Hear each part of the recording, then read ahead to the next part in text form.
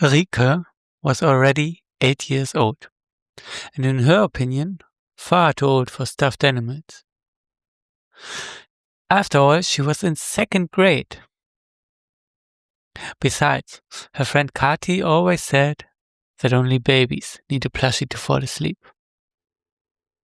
So without further ado, Rike took her teddy bear, Hair Bear.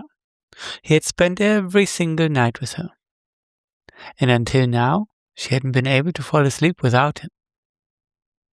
She told him that she had unfortunately grown too big for him now. Then she took Hair Bear by the hand and led him down the cellar stairs. She placed him on a shelf where her father's tools usually sat, making sure he had a good view of the whole room. That way, he could at least see a few people whenever someone came down to the basement. Satisfied, she went back upstairs and tucked herself into bed. It was already quite late, and her parents thought she was long since asleep. But falling asleep without Hair Bear wasn't easy at all. She tossed and turned, thinking about all the spiders crawling around in the cellar. Hair Bear didn't like spiders one bit, and now he was surrounded by them. Once, she had seen a spider in the cellar that was bigger than her hand. She wasn't afraid of spiders anymore. She was a big girl after all.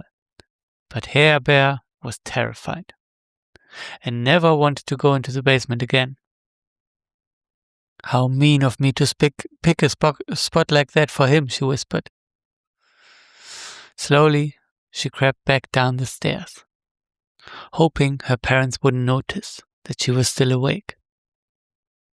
Her mother would definitely be cross if she found out. Carefully, Rike took Hair Bear back to her room and apologized for being so thoughtless. She never wanted to be that mean again. To help him recover from the fright, Hair Bear was allowed to sleep in her bed that night. But she promised herself she'd find a new spot for him tomorrow. The next day, Rike already had a plan. Hair Bear was to go to the attic, because there were far fewer spiders. Once again, she snuck out of bed and carried him up to a chest that looked just like a pirate's treasure chest. Surely he would feel at home there.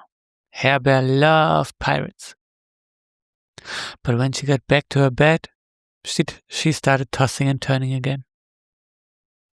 She wondered if Hair Bear might be getting too cold.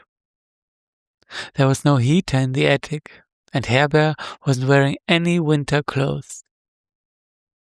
He always caught a chill so easily. This time she tried to stay strong. Hair Bear had to sleep somewhere else. The school sleepover was coming up soon, and by then, at the latest, she couldn't have him with her every night, or Kati and the others would surely laugh at her. Eventually, she couldn't take it. She brought Hair Bear a hat and a scarf and snuck back to bed. But even then, she couldn't sleep. She kept thinking about how scratchy the wool was and that Hair Bear would never be able to nod off like that.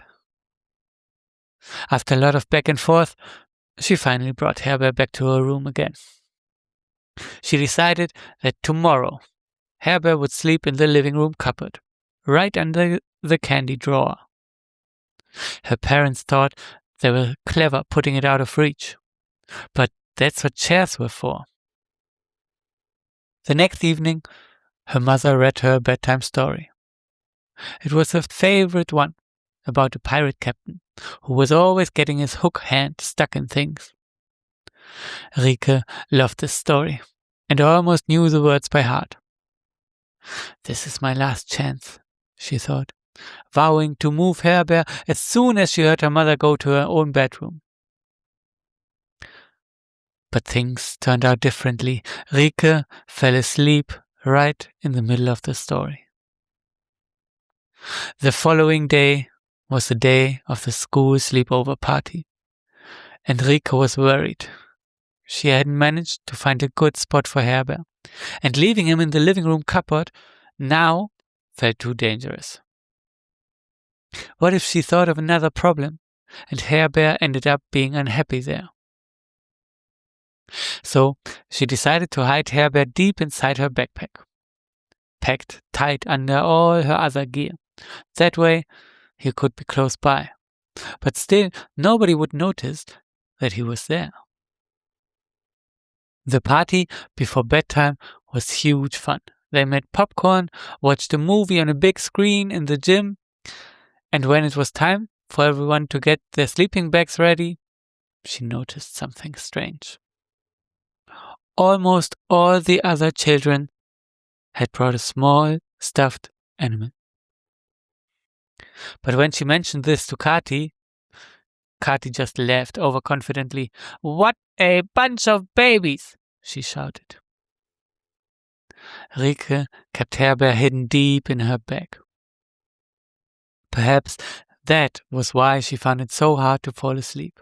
She hadn't practiced at all. As she looked at the other children, she felt a pang of jealousy. Then she glanced over at Kati and was surprised. Kati was holding on to something very tightly. Something Rike couldn't quite make out. She sat up carefully to get a better look. Sure enough, Kati had a stuffed animal of her own, tucked in her arms, a little turtle. Relieved, Rike fished Hair Bear out of her backpack and whispered to him, "I think it's better if you stay with me for a little while longer, just until I find the perfect place for you to sleep." And a few moments later, she was fast asleep.